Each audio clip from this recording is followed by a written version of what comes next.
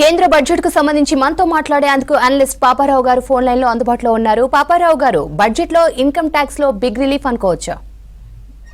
ఖచ్చితంగా ఉందండి. 12 లక్షల దాకా 10 లక్షలు ఎక్స్పెక్ట్ చేస్తున్నారు ఎక్కువ మంది. 12 లక్షల దాకా రిలీఫ్ ఇచ్చారనేది స్వాగతించాల్సిన విషయమే. మధ్యతరగతికి అది కొంత ఊరట. అయితే మధ్యతరగతి మీద ఇది ఊరటే గాని ఇతరత్ర చాలా రూపాల్లో మధ్యతరగతికి ఇబ్బంది కలిగించే అంశాలు కూడా ఈ బడ్జెట్ లో ఉన్నాయి. పేరుకి మధ్యతరగతి బడ్జెట్ అని చెప్తున్నారు కానీ ప్రైవేటీకరణ ఒకటి కొనసాగుతుంది. అది ప్రైవేటీకరణ కొనసాగే క్రమంలో ఉపాధి అవకాశాలు సన్నగిల్లిపోవటం అది జరుగుతుంది. ఎందుకంటే రెండో దశ ప్రైవేటీకరణ చేస్తున్నామని చెప్పి ఈ బడ్జెట్ లో చెప్పారు. ఇవన్నీ ఏంటంటే కొంచెం మధ్యతరగతికి పబ్లిక్ సెక్టర్ ఎంప్లాయ్మెంట్ తగ్గిన కొద్దీ ప్రైవేట్ పెట్టుబడులు కూడా రెండో పక్కన తగ్గుతున్నాయి. కాబట్టి ఉపాధి అవకాశాలు తగ్గుతున్నాయి. ఆదాయం ఉంటేనే కదా ఇన్కమ్ ట్యాక్స్ కట్టినా కానీ ఆదాయం అయితే ఉండాలి కదా. ఆదాయం లేకుండా ఉండేటట్లయితే ఇన్కమ్ ట్యాక్స్ దాకా వచ్చే పరిస్థితి ఉండదు. ఆ రకంగా ఏంటంటే ఉపాధి అవకాశాల గురించి ఈ బడ్జెట్ లో ప్రధానంగా ప్రస్తావన లేదు. ఉపాధి అవకాశాలు కల్పిస్తామని ఎట్లా కల్పిస్తామనేది పెద్దగా ఈ బడ్జెట్ లో నేను చూసినంత వరకు ఏమాత్రం ప్రస్తావన లేదు. అది చాలా దురదృష్టకరమైన విషయం. అలాగే మేజర్ ఇష్యూ ఇంకోటి ఏంటంటే ద్రవ్యోల్బణానికి సంబంధించి ఈ బడ్జెట్ లో ద్రవ్యోల్బణాన్ని ఎలా తగ్గించబోతున్నారనే ప్రస్తావనే లేదు. కాబట్టి ఏంటంటే ద్రవ్యోల్బణం ఇలాగే కొనసాగబోతుందని, అలాగే పేద ప్రజానీకం మధ్యతరగతి తాలూకు ఆదాయాలు ఈ ద్రవ్యోల్బణంలో ఎరోడ్ అవుతాయి, అవి తగ్గిపోతాయి ఆదాయాలు. ఎందుకంటే ఎక్కువ ఖర్చు పెడుతున్నారు. అంతకు ముందు కంటే ఎక్కువ ఖర్చు పెట్టాల్సి వచ్చినప్పుడు మిగులుద్ది, కొంత మొత్తం మిగులుద్ది. ఈ రోజు ఆదాయం పన్ను లిమిట్ పెంచడం ద్వారా కొంత చేతిలో మిగులుద్ది, కానీ మిగిలిన ఆదాయం మొత్తం పెరిగిన ధరల రూపంలో పోయినప్పుడు మధ్యతరగతికి ఏమైనా కుదురుద్ది అనేది పెద్ద ప్రశ్న. అయితే పాపారావు గారు, 12 లక్షల వరకు నో ట్యాక్స్ అని చెప్పారు కదా, ఇది ఎంత మందికి లాభం చేకూర్చనుంది?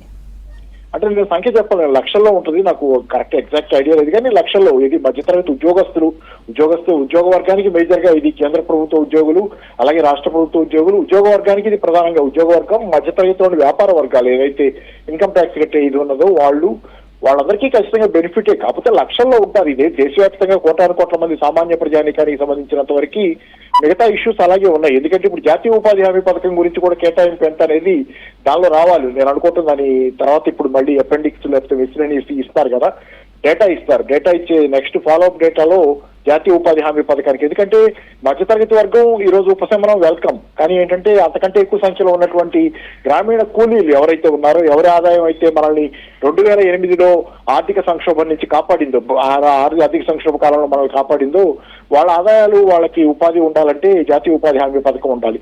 దాన్ని గత అనేక సంవత్సరాలుగా మోడీ గారు కానీ ఆయన ప్రభుత్వం కానీ నిర్లక్ష్యం చేస్తున్నాయి.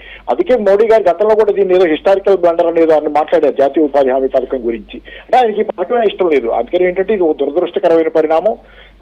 మరి దానికి ఏమైనా కేటాయింపులు ఈ సంవత్సరం పెంచాలి. పోయిన సంవత్సరం నామమాత్రం కేటాయింపులు చేశారు, ఎందుకంటే అది సరిపోవు కేటాయింపులు. పైగా ఏంటంటే ఉపాధి హామీ పనులకు వచ్చే కూలీలు ఆ పనికి రాకుండా డిస్కరేజ్ చేసే పరిస్థితి చేస్తున్నారు. వాళ్ళు వస్తే కనుక ఎక్కువ వేతనాలు చెల్లించి ఎక్కువ బడ్జెట్ ఇవ్వాలనే దాని మీద వాళ్ళ ఆధార్తో లింక్ చేయటం, లేకపోతే వాళ్ళు ఆన్లైన్ లో అటెండెన్స్ అనో లేకపోతే అది ఇదని చెప్పి కూలీలు పనికి రాకుండా చేస్తున్నారు, పనికి వచ్చే పరిస్థితి లేకుండా.